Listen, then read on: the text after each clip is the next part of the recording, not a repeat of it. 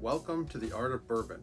I'm your host, Patrick Dolan, and this week, by fan request, we're doing my famous Old Fashioned this week, which is pretty awesome. My Old Fashioned is a pretty simple formula really to put together, so let's go over some of the fundamentals that you're going to need to have on hand. You're going to need to have a bourbon that you like. In this case, we're going to go with Old Granddad 114, a good solid one if you can find it. You're going to need a lemon, a vegetable peeler for the lemon, so we can pull a little bit of the skin off there to add some of the aromatic lemon oils in there, which is very nice. You're going to need some filthy black cherries. I like these specifically because the taste really blends its profile in to what we're going for. I also like to add a little bit of filthy black cherry juice. We make enough Old Fashions here at home. I actually buy the little pouches here off Amazon, and I am not sponsored or affiliated with Amazon at all. This is just kind of where I get them. So I get filthy black cherry juice to add, or if you get the filthy black cherries, you can just add the juice from what you get. One tip for you, which is something kind of interesting with filthy black cherries, we go through enough of them here that these little bottles are pretty expensive. They're like $15, $16 in the store, and we actually go through enough. We order these off Amazon. They're about $50 a can. But you get a lot more value out of these cans, and of course there's a lot of syrup in here too to use. So that's just one of my tips for you. So let's get on with how we're going to work on starting my Old Fashioned recipe. So there's two different methods when you make an Old Fashioned, really, and I call them two methods because I kind of made up the second one on my own and I like it better. The first method is kind of where you pour everything into a mixing cocktail glass, and as you put all the stuff in here, you add ice and you mix it in here. When you're done, you grab a strainer off the top, pour it in the drinks. Nothing wrong with that method. It's nice, but I find it's kind of slower and it makes more dishes. So I have a shaker here where the top I can pull off and pour through a strainer. So much easier for me to use. I call this the barbarian method of making my Old Fashioned. So we're gonna go with that today. The nice thing about the one that I have here, this is from Elevated Craft. It's an insulated shaker. It also has measurements on the inside of this too, which is good. So let's go ahead and start. So to start this, I'm gonna make two Old Fashions today. I'll put some different scales on here so you guys can see what it takes for one glass. And often we have 3 people, but we'll make a set of 4 and split it between 3. So that's a lot of fun too. So we're gonna go ahead and start with our glasses here. I like to get the glasses prepped and ready to go. That way, when we're done with the Old Fashioned shaking, get everything ready, we just pour them in the glasses and go right from there. So that's what we're gonna do. So the first thing I wanna do is grab the lemon. I've already washed it before time. And I'm gonna take this vegetable peeler and run it along the edge, making a nice strip here. Oh, that smells really nice. So this is kind of a thin little strip. It's important that you kind of do this a little bit here, and I rub the oils around the edge of the glass and drop it in. What that does is that puts a little bit of the aromatic oils of the lemon essence on the edge of the cup so you can smell it a lot better, and it also releases some of those oils for taste too, which is really nice. We got the lemon taken care of. The next thing we need to do to prep the glass is ice cubes. I recommend that you somehow find a mold that you can make your own, or some other way that you can use one large ice cube. And the main reason for one large ice cube, it does look better, but the main reason is as these drinks warm up, if you have a lot of small ice in here, like some restaurants serve, it will melt and water down your cocktail pretty fast. And nobody wants a watered down cocktail. So I have a simple silicone ice tray here, just 2 square cubes.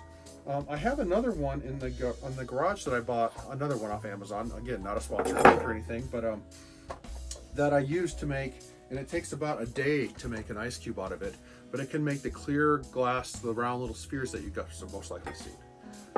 So at this point, we have our glasses ready. We have ice cubes in our glasses and our lemon in our glasses. Let's go ahead and work on the cocktail now. So the first thing we're gonna do on the cocktail part is we're gonna add our bourbon. So I'm making 2, and I'll give you the scales for this for 1, for 2, or for 4 to make it handy. So we're gonna do 4 ounces of whiskey in this one.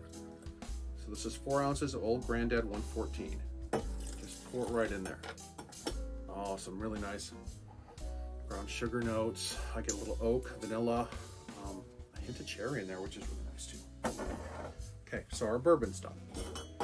The next thing we do is add simple syrup. So simple syrup is something some people get confused on that I've talked with. It is so easy to make, guys. All you do is take a microwave safe bowl, I put a cup of sugar in there and a cup of water, exactly. I just use the same cup for both. Stick it in the microwave for about 1.5 minutes, stir it together, put it in a bottle, and stick it in the fridge. Now, mine looks a little bit brownish color here. And the reason mine's a little bit brownish is I'm using the Kirkland organic sugar to do this. Yours could be clear if you use something like the white processed sugar. So for a set of 2, I'm gonna go with 0.66 ounces. So it's a little hard to see sometimes. So that's a little much right there in that one. So let's go ahead and pour a little bit of that one out into our spare cup here. So I poured a little too heavy, a little too excited. Oftentimes I will, if it's the whiskey I haven't visited in a while, I'll pour a little bit of the whiskey into a glass neat and take a taste of it first. Sometimes that will help me determine what types of bitters I want to use and how strong of simple syrup. So if it's a really spicy, aggressive whiskey that's not too sweet, I might add a little bit more sugar. If it's something I'm tasting and the whiskey itself is a little sweet, I'll back off on the sugar a little bit because it's all about balance. So in this cup I have 0.66 ounces of simple sugar.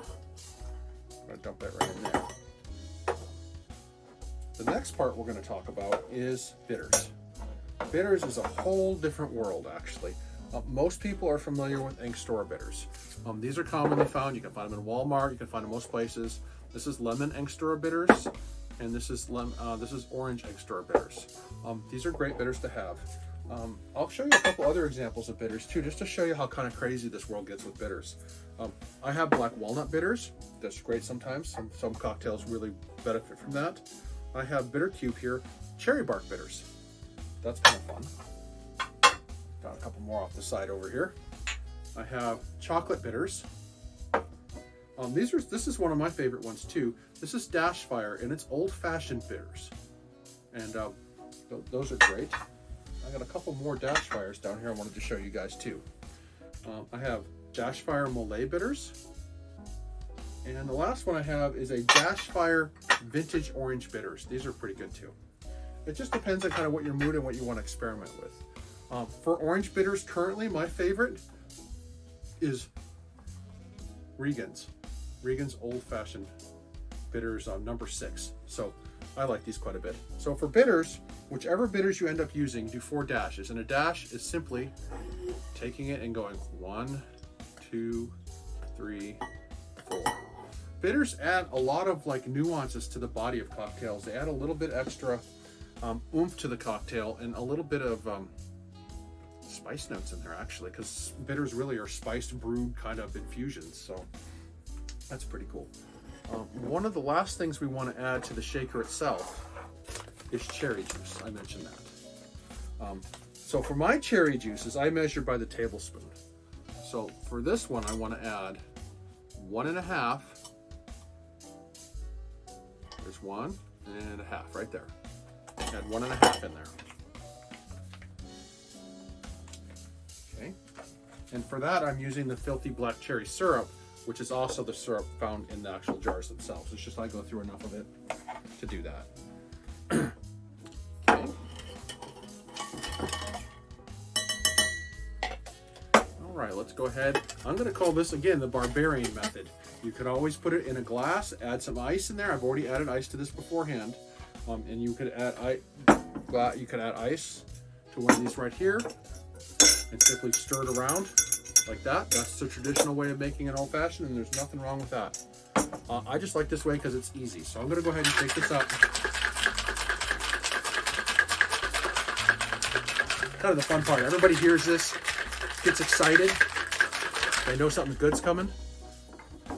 And one other piece I forgot to mention when we prepped our glasses earlier is garnishment. I mean, the lemon rind slice there we have in here is nice for garnishment, but adding cherries is a really nice one too.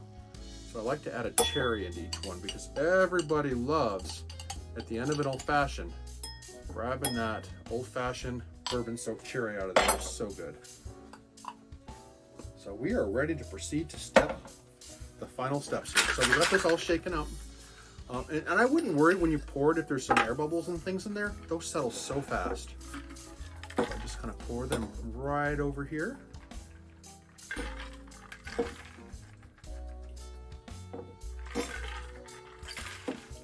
just go back and forth and kind of even it out a little bit. Oh, this is going to be really nice.